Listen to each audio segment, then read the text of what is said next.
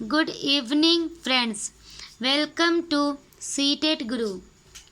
तो मैं आपको पिछले क्लास में लास्ट क्लास में क्लास 3 का लेसन 1 डाल डाल पर ताल ताल पर पढ़ाई थी। तो मैं आज आपके लिए दूसरा लेसन सेकेंड लेसन पौधों की परी लेकर आई हूँ। जैसा कि आप देख रहे होंगे, पौधों की परी नाम से ही पता चलता है कि यह लेसन पौधों के बारे में, पेड़ों के बारे में, पत्तों के बारे में, उनके तनों के आकार, उनके रंग के बारे में बताया गया है। तो चलिए शुरू करते हैं। पौधों की परी। रविवार को हम सब बच्चे पास के बगीचे में गए। वहाँ सबने छुपन छुपाई और अंताक्षरी खेली। बहुत मज़ा आया। फिर दीदी ने कहा, आओ मैं तुम्हें एक नया खेल सिखाती हूँ। हमने पिछले कैंप में इसे खेला था। मैं बन जाती हूँ पौधों की परी। तो खेल का नाम है पौधों की परी, जिसमें कोई एक बच्चा या दीदी पौधों की परी बनेंगी। जिसमें जो बच्चा पौधों की परी बनेगा, वह जो पेड़ का या पौधे का नाम लेगा, उस पेड़ को सभी बच्चों को छूना होगा। तो दीदी ने खेल शुरू किया। वह बोली, पौधों की परी कहती है किसी पौधों को छू लो। इतना सुनते ही सब बच्चे पौधों को छूने भागे। तो सभी बच्चे, जो दीदी है वो पौधों की परी बनती है और बाकी सभी बच्चे दीदी जो पौधे का नाम लेती है उसे छूने के लिए जाते हैं। तो अम्मू क्यारियों में लगे गेंदे के पौधे को पकड़कर बैठ गई।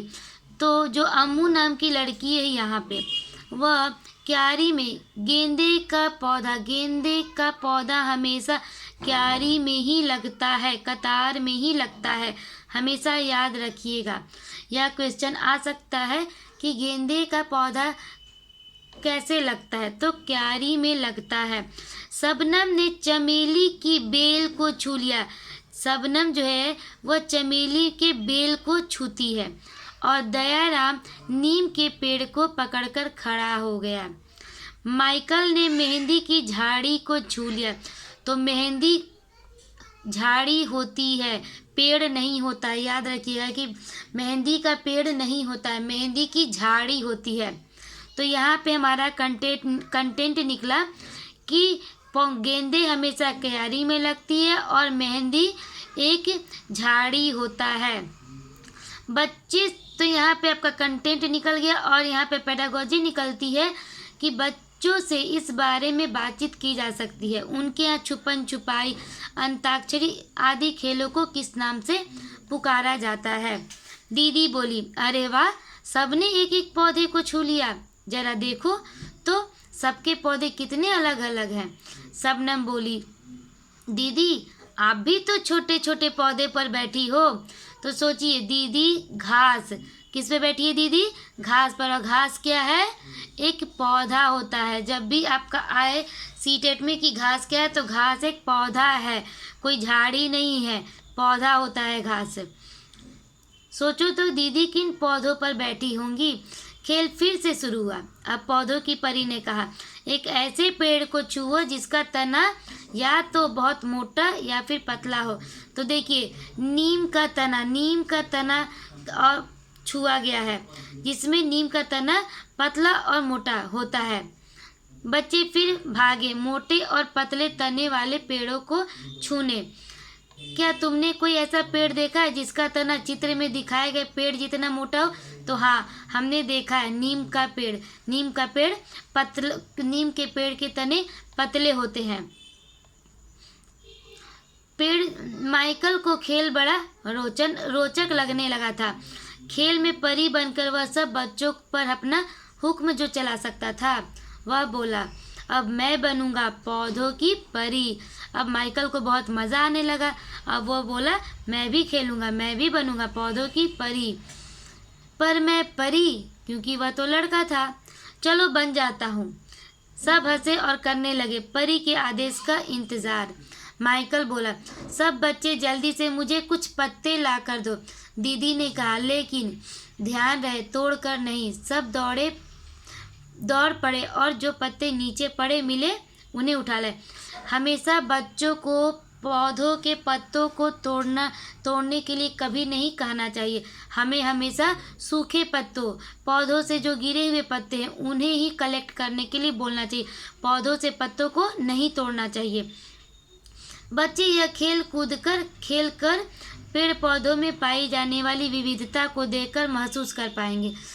अलग अलग बच्चे यदि पौधों की परी बनेंगे तो अच्छा होगा, क्योंकि वे खुद वर्गीकरण का आधार चुन पाएंगे। तो बच्चे विभिन्न प्रकार के पेड़ के पौधों को देखते हैं। कोई नीम के पौधे की पत्ती, या फिर मेहंदी की झाड़ी और नीम के पत्ते, तो सभी पत्ते अलग अलग आकार के होते हैं, उनका रंग अलग अलग आकार का होता है। तो बच्चे पहचान पाएंगे कि हाँ, इस पेड़ का, इस पौधे का पत्ता का रंग या आकार अलग अलग है, जिससे वे विविधता को पहचान पाएंगे, क्लासीफाई कर पाएंगे। देखिए यहाँ पे जैसे कि दिया हुआ है, कुछ पत्तों का रंग आकार अलग है, किसी का गुलाबी है, पिंक है, ब्लू है, ग्रीन है।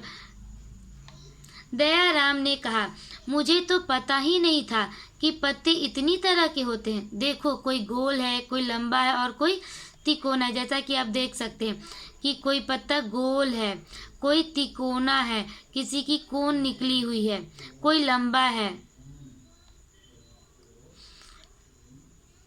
अम्मू बोली, इन सब के रंग भी कितने अलग अलग हैं। कोई हल्का हरा तो कोई गाढ़ा हरा, कोई तो पीला, लाल, बैंगनी है। एक पत्ता है तो हरा, पर उसमें सफ़ेद धब्बे हैं। शबनम बोली, देखो, पत्तों के किनारे भी तो कितने अलग अलग हैं। किसी पत्ती का किनारा सीधा है तो किसी का कटा फटा। कुछ के किनारे तो आरी की तरह होते हैं। अब मैं बनूंगी पौधों की परी। तो अम्मू बोलती है कि अब मैं पौधों की परी बनूंगी। अम्मू और शबनम इकट्ठे बोले। दीदी ने कहा, अगले इतवार को बनना, इतवार, संडे। तो नेक्स्ट वीक अब हम लोग खेलेंगे, आज इतना काफ़ी है, अब घर जाने का समय हो गया। रास्ते में दीदी ने कविता सुनाई, जिसमें बच्चों को बहुत मज़ा आता है, उनको बहुत अच्छा लगता है। अध्यापकों और अभिभावकों के लिए है। बच्चे विभिन्न प्रकार के गिरे हुए पत्तों को इकट्ठा कर सकते हैं, उनके पौधों का नाम पता कर सकते हैं। तो टीचर को क्या, पेरेंट्स को क्या करना चाहिए कि बच्चों को बोलना चाहिए कि आप विभिन्न प्रकार के पत्ते, डिफरेंट टाइप्स ऑफ लीफ जाकर के ले आइए, उनके रंग आकार को ध्यान से देखने के लिए बोलना चाहिए। तो यहाँ पे आपका कविता शुरू होता है। हरे हरे और गीले, ढीले, लाल, बैंगनी और कुछ पीले, ये पत्तों का रंग होता है। तरह तरह के होते पत्ते, बड़ी तरह के होते पत्ते। कुछ हाथी के कान के जैसे, फड़फड़ाए शैतान के जैसे। कुछ पत्ते के आकार बहुत बड़ा होता है। कटे फटे, कुछ मुड़े तुड़े से, खाए कुछ को पान के जैसे। सुबह सवेरे बड़े अंधेरे, ओस के आंसू रोते पत्ते। का सुबह में देखिएगा कि पत्तों पर ओस बना हुआ था, तो वह क्या होता है, वाष्पीकरण की क्रिया होती है। लगी कोई तितली, कोई भौरा, रुएदार, कोई बिल्कुल कोरा। बनता कोई सूख के काटा, कोई चिपक कर बने कटोरा। साए साए सन सन, फड़फड़ हवा चले तो करते बड़बड़। दिन भर रहते खिले खिले से, सूरज के भंग सोते पत्ते। तरह तरह के होते पत्ते, बड़ी तरह के होते पत्ते। तो यह कविता है जो पत्तों के बारे में बताई गई है कि पत्तों के रंग अलग होते हैं, आकार अलग होते हैं, उनकी आवाज़, जब हवा आती है तो उनकी आवाज़ अलग होती है।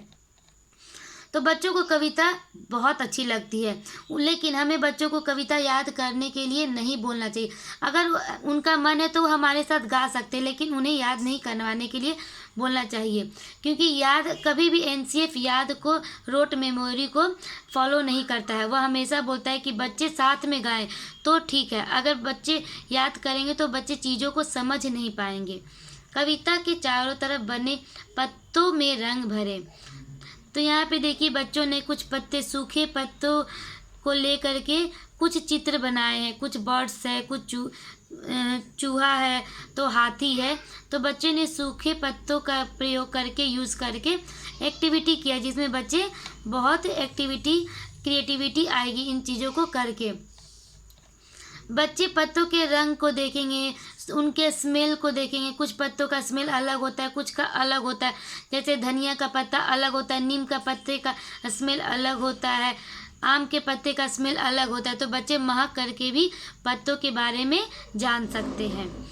तो यहाँ पे दिया गया है आपका पेडागोजी, जिसमें यह आ सकता है क्वेश्चन कि मशहूर कलाकार विष्णु चिंचलाकर जो इंदौर मध्य प्रदेश में, जो इंदौर है सिटी, वहाँ के रहने वाले थे। उन्होंने सूखे पत्तों से बहुत सारे डिज़ाइन बनाए। तो कहाँ के रहने वाले थे? मध्य प्रदेश, इंदौर मध्य प्रदेश। विष्णु चिंचलाकर, जिन्होंने सूखे पत्तों से बहुत डिज़ाइन बनाए।